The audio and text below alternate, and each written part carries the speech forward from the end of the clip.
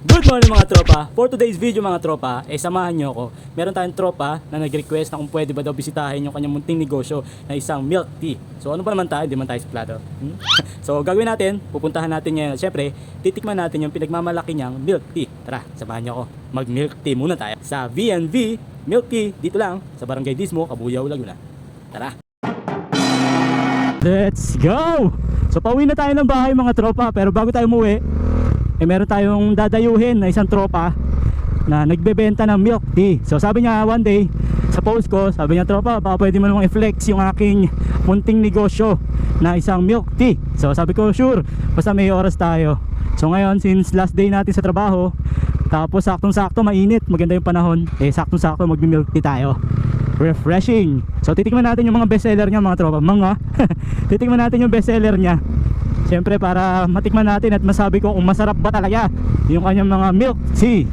We're approaching na, doon siya nakapwesto po tropa sa malapit sa Mahiwagang Pader. So kahilera siya ng mga stall doon. So hahanapin pa natin.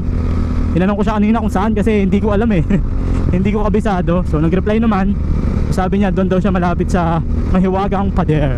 So maraming salamat mga tropa sa pag-subaybay. Kung meron man.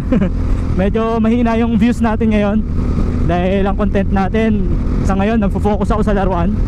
Kasi 'di ba, nabanggit ko na kailangan ko ng budget. So nag-focus muna tayo sa laruan.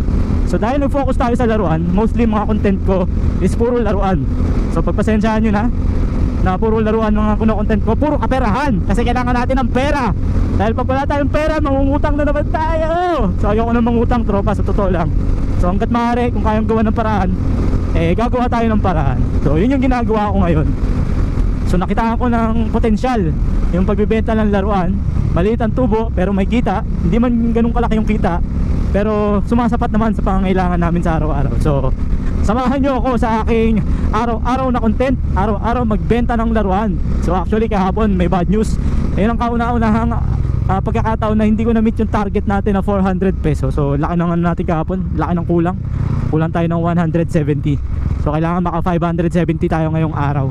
So yun yung gagawin natin. Pero bago yun, tikman muna natin yung milk tea ni V&V. So sakto, nauho ako kasi yung init. Pagod na pagod din ako sa trabaho. So sana masarap yung V&V milk tea. Pero sigurado ako masarap yun. Gawa ng tropa natin yun Eto, malapit na tayo. Malapit na tayo sa Dismo. Eto na, konting kembot na lang. Let's go, eto na po. So sabi niya, kahilera ng mga food stall dito. So isa-isayin natin dito. Katabi ng manukan.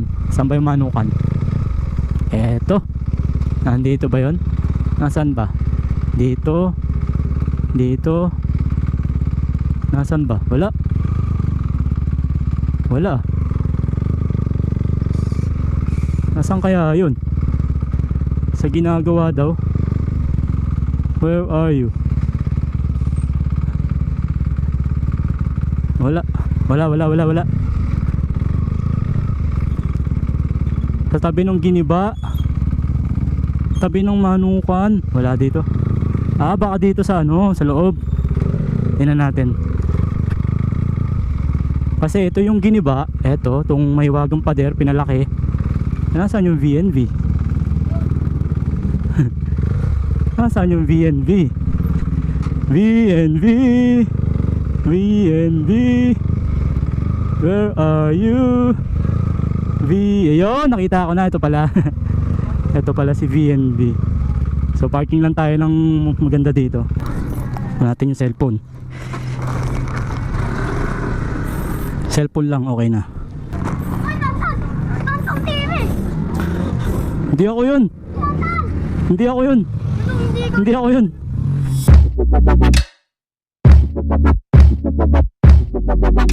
So ito na tropa, titikman na natin V&V milk tea. So dito lang yan located sa Barangay Dismo, Cabuyao, Laguna. Ayan. Tikman na natin yung milk tea nila.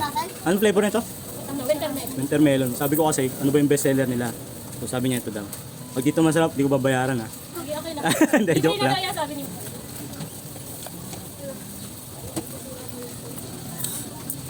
Damit, kita ka sa vlog. Ang ganda niya naman yung bago.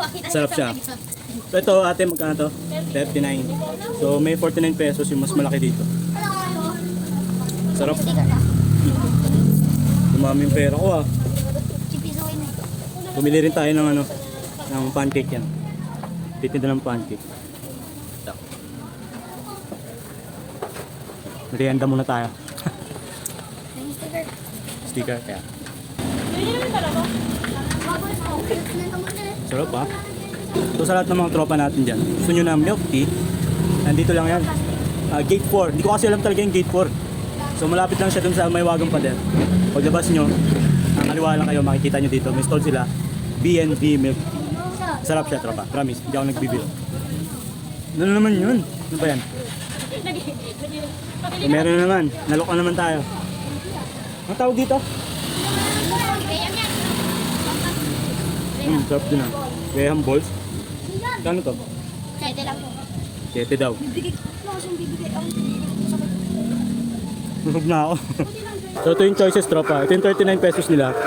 Tapos ito naman yung 49 pesos. Marami kayong pagpipilian mga tropa. Meron siya Okinawa. Yung sa akin kanina in order ko winter melon. Meron din cookies and cream, dark chocolate, red velvet, matcha, cheesecake, saka java chip.